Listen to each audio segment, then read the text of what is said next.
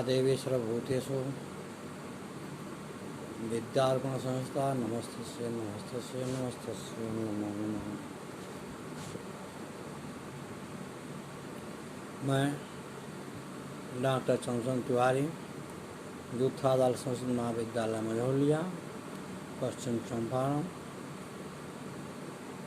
आज online class के माध्यम से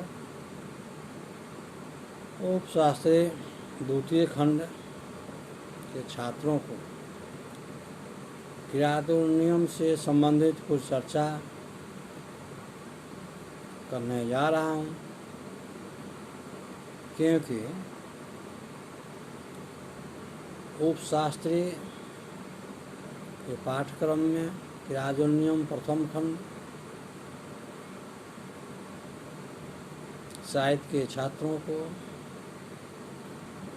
पढ़ना है। इसे प्रथम सर्ग की कथा वस्तु क्या है, इस संदर्भ में छात्रों को भी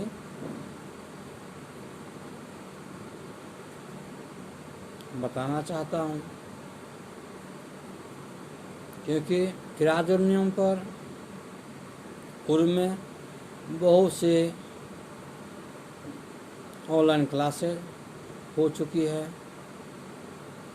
किरातुल नियम किसकी रचना है, किरातुल नियम की विशेषताएं क्या है,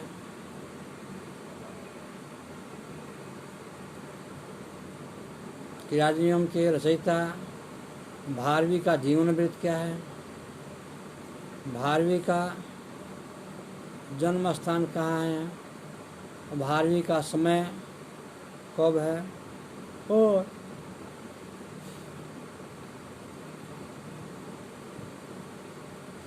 भारवी का एकमात्र किरातुल नियम महाकाव्य का नामकरण किरातुल नियम क्यों पड़ा, इस संदर्भ में बहुत सी कक्षाएं, बहुत सी चर्चाएं हम लोग कर चुके हैं। चूँकि परीक्षा नज़दीक है, इसलिए मैं आज छात्रों को किरातुल नियम की कथा वस्तु को ही बताना चाहता हूँ कि प्रथम सर्ग की कथा वस्तु क्या है। विस्तृत से इस पर चर्चा करना चाहता हूँ।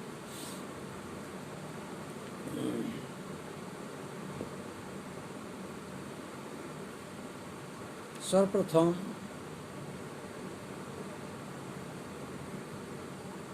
हम लोग यह जाने कि युधिष्ठिर अपने भाइयों के साथ द्रौपदी को साथ लेकर दैत्य वन में निवास कर रहे हैं। वहाँ निवास करते हुए उन्होंने एक चतुर वनवासी को, वनेचर को दुर्योधन की प्रजा की प्रति नीति को जानने के लिए भेजा, एवं वह वनेचर दुर्योधन की विधि व्यवस्थाओं को जानकर पुनः दैत्य वन में ऋषि के पास लौट आया है, और लौटने के पश्चात वो अपनी आंखों देखी कथाओं को युधिष्ठिर के पास सुना रहा है। युधिष्ठिर के प्रति निवेदन करते हुए कह रहा है कि महाराज, मैं एक छोटा प्राणी हूँ, आपके आदेश से, आप ही के आशीर्वाद से, आप ही के प्रेरणा से मैंने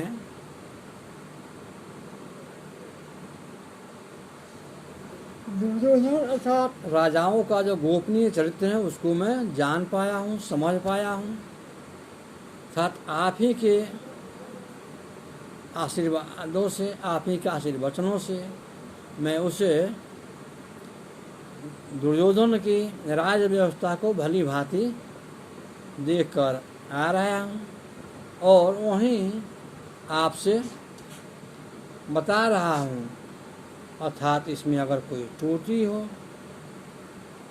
मेरा कोई अपराध हो, तो आप स्वयं राजा के नाते क्षमा कर सकते हैं,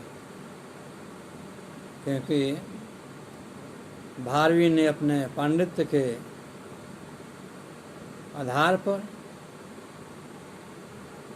दूतों को स्वयं छोटा निम्न बताया है। इसलिए वह दूत दृष्टि से कहता है कि अयम वेदी तमानुभावो, अयम मैं वेदी जाना, वेद ज्ञान, मैंने जो ज्ञान प्राप्त किया, मैंने जो जाना, वो त्वाम भाव आप ही की कृपा से, आप ही के द्वारा। पुनः वह कहता है कि जो कुछ मैं देखा हूँ उसे ठीक ठीक सत्य रूप से आपको सुनाऊंगा, बताऊंगा, क्योंकि सखिन सखा साधो न शास्ति स्वहितानम स्वकिम प्रभु सदा अनुकूलेषु कुर्वते रति नृपे अमातेषु सर्वसंपदा। अर्थात मेचर कहता है कि हे महाराज, हे राजा, नीति शास्त्र के विशेषता है कि दूत जो अपने आँखों से देखता है वो ठीक उसी प्रकार भली भांति अपने राजा को बतावे या परामर्श दे, और राजा उन दूतों के वाक्यों को, वचनों को ठीक प्रकार श्रवण करे, उसके बाद ही उस कार्य को क्रियान्वित करे। इस प्रकार हम देखते हैं कि वनेचर ने अपनी चतुराई से, बुद्धि के द्वारा और दृष्टि को संतुष्ट करना चाहता है, और कहता है कि वो मंत्री कुत्सित मंत्री है जो अपने स्वामी को, अपने राजा को उचित परामर्श न दे। अर्थात वो मित्र कुत्सित मित्र होता है जो अपने मित्रों को उचित परामर्श न दे। ठीक, और वो राजा कुत्सित राजा है जो अपने अमात्यों के, मंत्रियों के वाक्यों को, उपदेशों को, अपने परामर्शों को ठीक से न सुने, और सुनने के बाद उसे क्रियान्वित करें।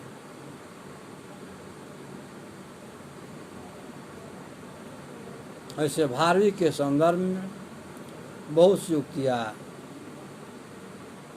की गई है, दी गई है।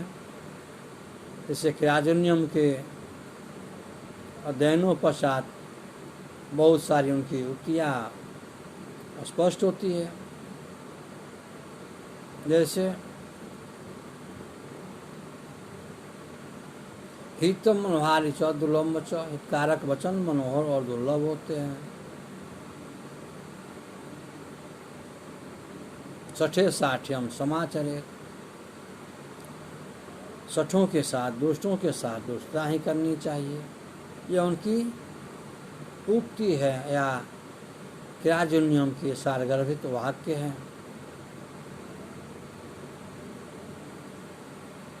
भारवी के संदर्भ में, भारवी के काव्यों में, भारवी के नामों में भी बहुत सारी किद्वंतियाँ विद्यमान हैं।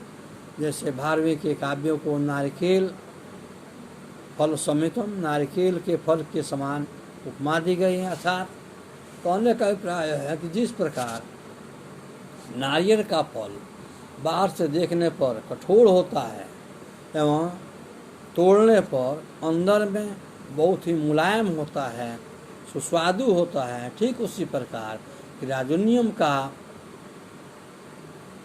जो श्लोक है वो बाहर से देखने पर भले ही सरल सुबोध प्रतीत नहीं हो, परंतु उसके अंतःस्थल में, उसके अध्ययनों पश्चात यह पूर्णतः स्पष्ट हो जाता है कि भारवी के किराजुन्यम महाकाव्य नारिकेल फल के समान है, अर्थात अंदर अंदर पूर्णतः कोमल है।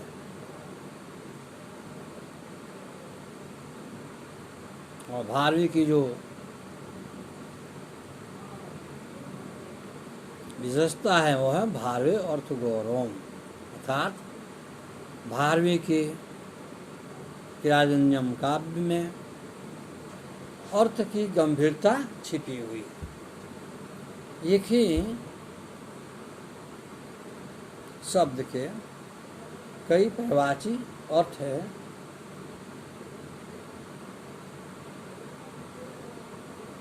निकलते हैं।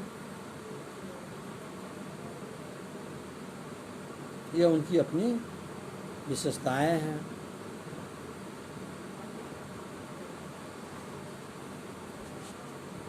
पुनः वो बनेचर जो कहता है युधिष्ठिर से, वो कहता है कि हे महाराज, हे युधिष्ठिर, वो सिंहासन पर तो बैठा है, निर्पासनस्तु अपि वनाधिवासिनम, वो सिंहासन पर आसीन है, बैठा हुआ है, फिर भी आप वनवासियों से भयभीत है, डरा हुआ है, क्योंकि वो चाहता है नैनम जेतु सुयोधन, वो चाहता है कि छल से जीती हुई, जो जुआ से जीती हुई जो राज्य है, उसे नीतियों के द्वारा, नीति मार्गों के द्वारा, अर्थात मनु के उपदेशों के आधार पर, राजनीतिक पंडितों के आधार पर, उससे छल से जीती हुई राज्य को वह पुनः नीतियों से जीतना चाहता है। इस प्रकार की उक्ति वो बनेचर दृष्टि से सुना रहा है, एवं इन वाक्यों को सुनने के पश्चात द्रौपदी उद्दीप्त हो जाती है, क्रोधित हो जाती है। द्रौपदी के हृदय में जो वेदनाएं हैं, इन दुर्योधन की जो व्यवस्थाएं हैं, इनके जो कुकृत्य है, इनके कुकृत्य को वो याद करती हैं और उसको स्मरण करते हुए उसकी अंतःस्थल की जो अग्नि है वो प्रज्वलित हो जाती है, और वो युधिष्ठिर से कहती है, हे नृप, हे महाराज, आप लोग राजमहल में रहते थे, सुंदर सज्जा का उपभोग करते थे, बंदी जन स्तुति गान करते थे, उसके बाद आप लोग निद्रा तोड़ते थे, निद्रा का त्याग करते थे। आज वहीं आपके भीमसेन, नकुल सहदेव से जंगल में जमीन पर सोए हुए हैं, जिसके कारण उनके शरीर जो है धूल दूषित हो गया, अर्थात उनके शरीर में चंदन की जगह धूरे लगे हैं, मिट्टी लगे हुए हैं। क्या इस प्रकार की मनोदशा को देखने के पश्चात भी आपका धैर्य नहीं टूटता है? कि आपका मन अभी भी उसी तरह शांत है जिस प्रकार धित क्रिया में मेरे साथ जो हुआ आप वो देखते रहे? अर्थात बनेचर के वाक्यों को सुनकर द्रौपदी आहत हो उठती है और वह युधिष्ठिर को अनेक प्रकार के तर्क वितर्क करती हुई उन्हें समझाती है, उलाहना देती है और उनके क्रोध को उद्दीप्त करती है, जगाती है कि आप लोग जितना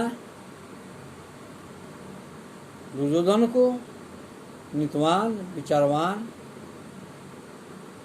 समझ रहे हैं, मान रहे हैं, तो उस समय उसकी गुण, उसकी दयाशीलता, उसकी शासन व्यवस्था कहाँ चली गई थी जब आप लोगों के साथ तरह तरह के अत्याचार किया गया, झूठे द्वित्व में आप लोगों को हराया गया, आपके राज्यों को छीना गया और मुझे भी सभा में आना पड़ा और तरह तरह के सभासदों से अनुनय विनय करने के पश्चात जब मुझे किसी प्रकार कहीं से भी मदद की उम्मीद न रही, तो मैंने पालनहार द्वारकाधीश श्री कृष्ण की प्रार्थना की, आराधना की, जिसकी वजह से, जिसके कारण से मेरा अस्तित्व, मेरा लाज बच पाया। फिर भी आप लोग उसके प्रति सहानुभूति व्यक्त करते हैं, ऐसा क्यों? इस प्रकार वो द्रौपदी इन कौरवों के प्रति दृष्टि को उत्तेजित कर रही है, युद्ध के लिए प्रेरित कर रहे हैं कि आप लोग उससे युद्ध करें, सहानुभूति न रखें। यह एक भारतीय नारी का चरित्र है, क्योंकि इसे किराजुन्यम महाकाव्य की जो रचना की गई थी, उससे इस किराजुन्यम के अध्ययनों पश्चात यह पूर्णतः सिद्ध हो जाता है कि वो लेखक, वो महाकवि, भारवी, राजनीति का कुशल ज्ञाता था, राजनीति का पंडित था, क्योंकि इसमें जो राजनीतिक विषय वस्तुओं की वर्णन की गई है वो समान व्यक्तियों की पहुंच से दूर की बात है।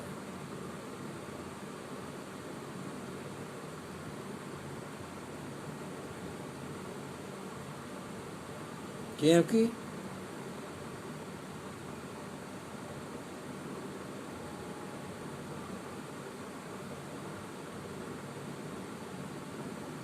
वो द्रौपदी बार बार अपनी स्वाभिमान के, पांडवों के राज्य प्राप्ति के लिए उद्दीप्त कर रही है, उत्तेजित कर रही है। वो कहती हैं कि हे राजन, आप जैसे विज्ञ लोगों के प्रति स्त्री का कुछ कहना तिरस्कार के समान है। अर्थात आप राजा हैं, विज्ञ जानकार हैं, ज्ञानी हैं, फिर मैं आप लोगों को उद्वेषित करूं, मैं आप लोगों को कुछ बताऊं, यह उचित नहीं है। परंतु यह मेरी व्यवस्था है, मेरी आंतरिक व्यथा है, जिसे मैं व्यक्त कर रही हूं।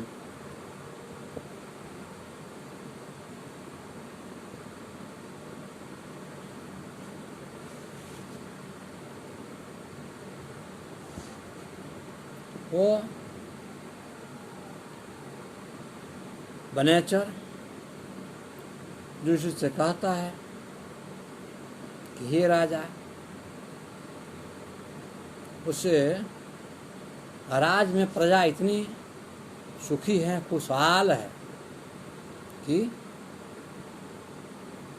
सहज ही अन्न उपज जाते, अर्थात कम परिश्रम में ही अधिक अन्न की उत्पत्ति होती है।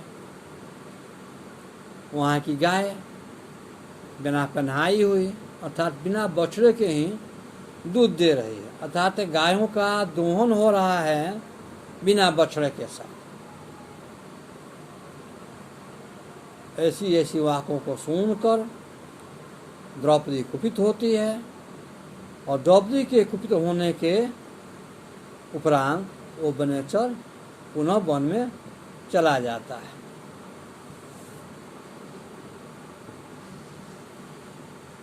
इस याज्ञवल्क्य की मुख्य यदि उद्देश्य कहा जाए तो अर्जुन को इंद्रकील पर्वत पर तपस्या कर दिव्यास्त्रों को प्राप्ति करना इसका मुख्य प्रयोजन माना गया है कि राजनियम का। परंतु उन दिव्यास्त्रों को प्राप्त करना ही इसका मुख्य प्रयोजन नहीं हो सकता है। इसके अन्य कारण भी है, जैसा कि वो 6वीं शताब्दी में भारत के छोटे छोटे जो प्रांत थे उस सभी राजा महाराजा भोग विलासों में लिप्त थे। उनका राज और प्रजा से संबंध टूट चुका था। वो प्रजा की सेवा, राज की रक्षा करने में अक्षम हो गए थे। सुरा सुंदरी के पीछे उनका जीवन व्यतीत हो रहा था। उस समय भारवी ने इसे याज्ञवल्क्य नामक राजनीतिक विषयक महाकाव्य की रचना करके उस समय के सोए हुए क्षत्रियों को जगाने का सफल प्रयास किया है। इस प्रकार हम दावे के साथ कह सकते हैं कि इस याज्ञवल्क्य महाकाव्य का उद्देश्य सोए हुए क्षत्रियों को जगाना है। जैसे पांडव आदि भी निष्क्रिय हो गए थे, वनों में निवास कर रहे थे, उन्हें भी द्रौपदी जगाती है।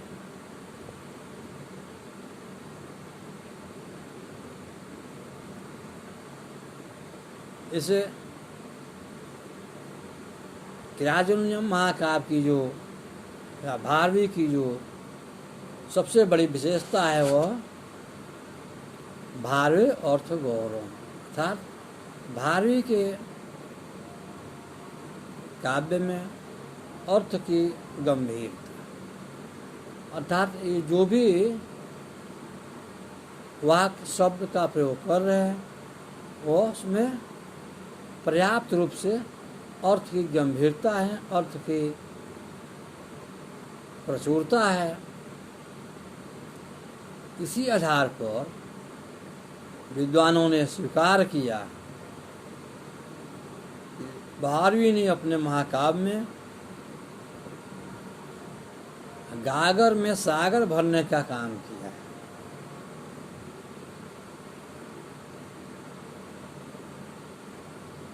क्योंकि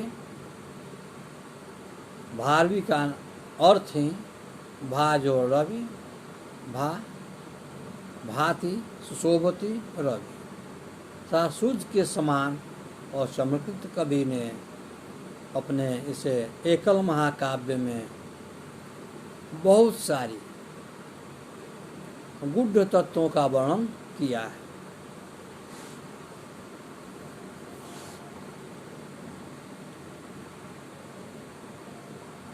कि भारवी की जो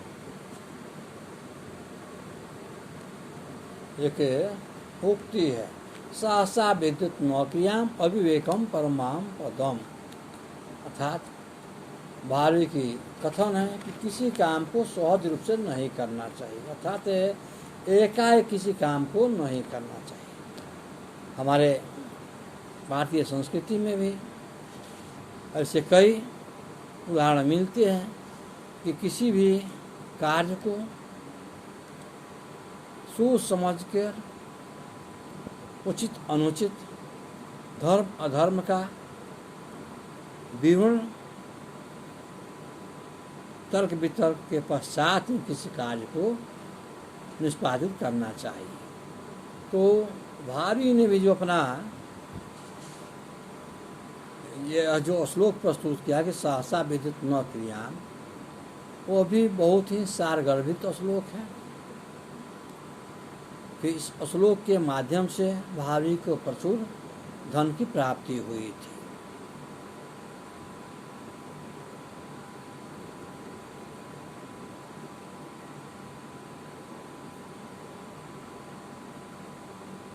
द्रौपदी पुनः कहती है, हे महाराज,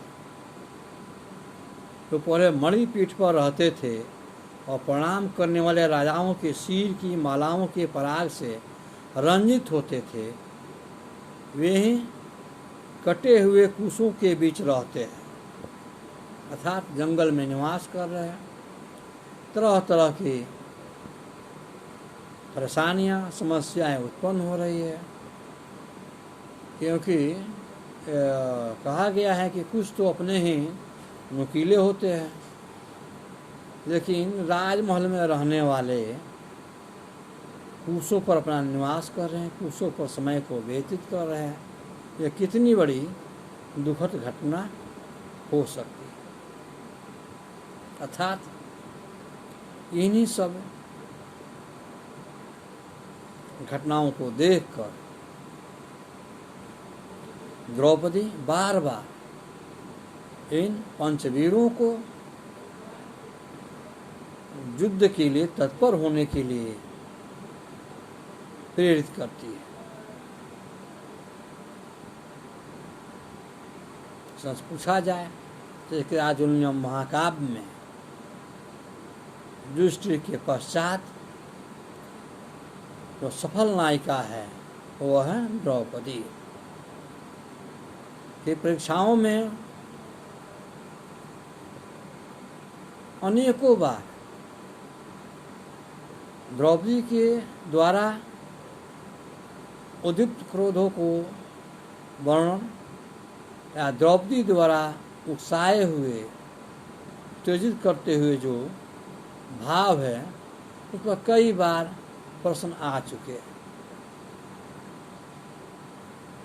इससे किराजुल्यम महाकाव्य पर या तो भारवी के जीवन वृत्त से प्रश्न पूछे जाते हैं, या किराजुल्यम की कथा वस्तु पूछी जाती है, या वो द्रौपदी के द्वारा युधिष्ठिर को उद्दीप्त करने वाले प्रश्न पूछे जाते हैं, जो प्रायः मुख्य प्रश्नों में से होते हैं 3-4 ठो। इसलिए आज हमने आप लोगों को इस किराजुल्यम की कथा वस्तु बताने की चेष्टा की, जो अत्यंत ही आवश्यक है, परीक्षोपयोगी है, परीक्षाएं भी नज़दीक है। इसे कोरोना के संकट घड़ी में परीक्षाएं बाधित थी, नहीं तो परीक्षाएं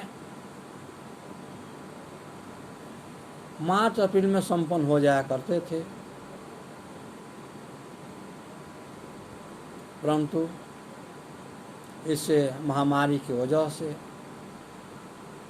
छात्र हित में सरकार और हमारे कुलपति महोदय ने जो निर्णय लिए वो छात्रों के कल्याण के लिए, छात्रों के उज्जवल भविष्य के लिए किया गया है।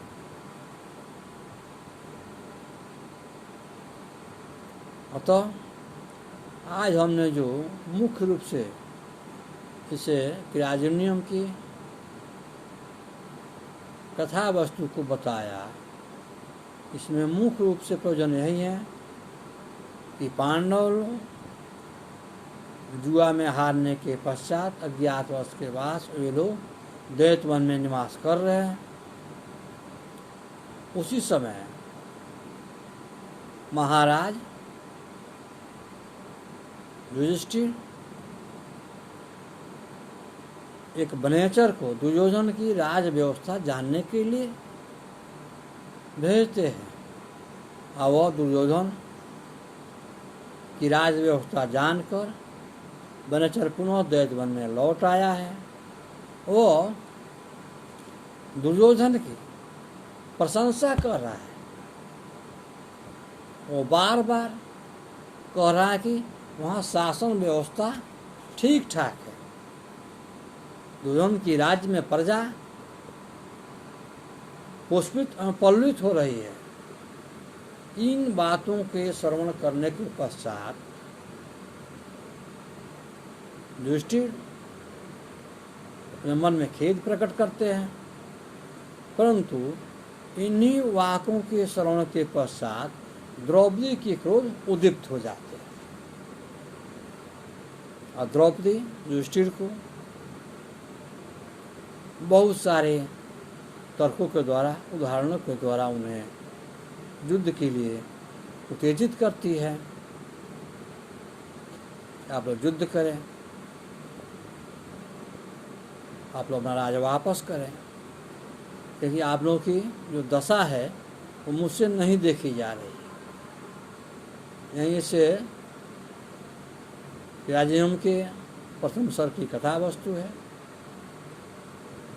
पुनः समय मिलने पर इस पर पुनः अन्य प्रश्नों को भी समझाने की कोशिश करूँगा। जय श्री संस्कृत।